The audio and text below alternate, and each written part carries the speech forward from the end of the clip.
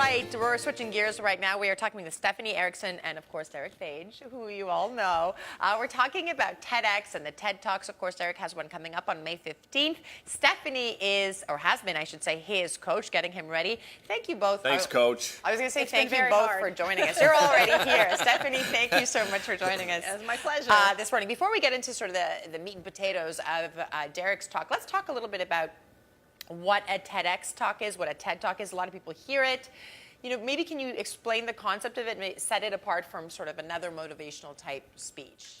Well, I think the purpose of any TEDx talk, whether it's a large one or a small organization like TEDx Laval, TEDx Montreal, they have all the different areas have different communities have them. I think it's just an opportunity for someone local in the community to express their idea, to motivate people, to inspire people, and as Derick said earlier, to walk away thinking about something in a different light. Right, and Derick and I were just talking about, because he was preparing his yesterday, and Derick, you were saying it's important to not to be preachy, right? And I think that sets the TED Talks apart. Yeah, I think, you know, when you share your story, people don't want you giving them advice necessarily. They just want to hear your story, and they'll have that takeaway. I think the advice comes naturally, right? And it's not just inspirational talks, too. It's really sharing knowledge. So there are 5 other speakers at this particular TEDx in Laval. There's also 2 artists that are going to be there. And, you know, you're talking anything from space exploration, sustainable living, sustainable communities. Mental health. From Somebody your else days is in talking. Space exploration. Absolutely. That will be the topic Why of not? my Something TEDx new. We're going to get to your topic in a bit, Yeah. Derick. But Stephanie, you are his coach. You are his coach because you've gone through this before. You've had your own talk. Tell me a little bit about, before we get to the coaching, what you were talking about. Last year I did TEDx Laval. It was the exact same organization, and I was talking about the power of language. So I used a story of my own anxiety, which I have, and how by changing my language, it changed the way I functioned. And then I connected that to the language of aging, because that's my profession, is helping seniors. So I made that connection. Were you talking about internal language or just the way you communicate with people? Internal language. Okay. So the way that I was describing myself, I was telling myself that I suffer from anxiety.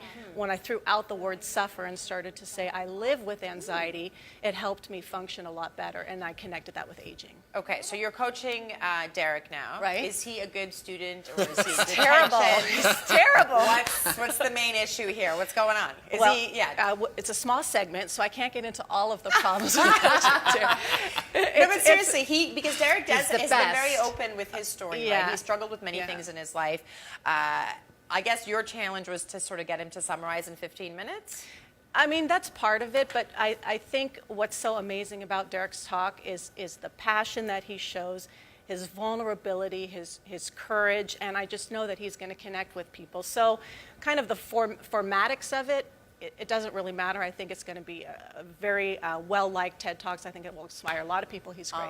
She's not giving herself enough credit. Yeah. Stephanie Are you has getting teary-eyed? No, Oh, okay. yeah, maybe. I'm an emotional person, and I don't apologize for that. But no, Stephanie's been a great coach, and she's given me some excellent advice. It was a great opportunity yesterday because 4 out of the 6 of us were able to go for the rehearsal, and to have Stephanie's feedback and the other there were 2 other coaches there as well, to get their feedback and just how to speak a little bit slower, how to take your time, how to connect with the audience a little bit better. It was great. I enjoyed the opportunity. We speak for a living, right? We were just talking about this yesterday before you were heading out for the run-through.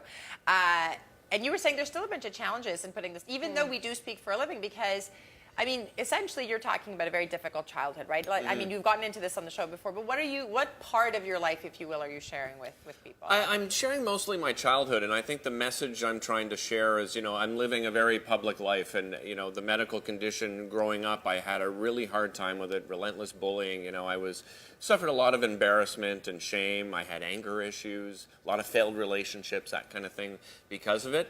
But I wanted, when I finally came out and shared my medical condition in public and shared it on social media as well, the feedback and it was amazing. And you think to yourself all of this time, I don't want to share it because I don't want people to look at me in a different way. And I was amazed. They didn't.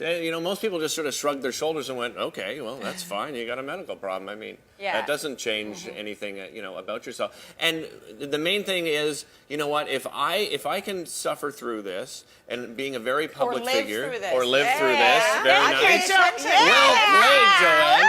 if I can live through this, and I'm talking about incontinence now, most people that suffer from incontinence have urinary incontinence. But, I heard from people that they haven't left the house in months. They haven't left the house in years, some people. They don't go to weddings. They don't go to funerals. They don't go to the swimming pool anymore. They don't host a morning show. They don't host a morning show. So if I can do a live television show 3 hours a day, if I can go out and be in the public, if I can do charity events and live auctions, that sort of thing, you can do it too. And we're all after that pursuit of happiness, and you can find it. And having that internal conversation is very important. I had many internal conversations over the years. Well, you're about to have a very public one, of course. The I event, am. we're talking about May 15th in Laval. We've got all the information there, of course, at the Maison des Arts de Laval. Stephanie, thank you so much for taking him on and getting him all ready, shiny and new for May 15th. And, of course, all the ticket information is there if you want to have a closer look at, of course, Derick's story and other stories. All right, stay tuned. We're talking about a high of 9 today.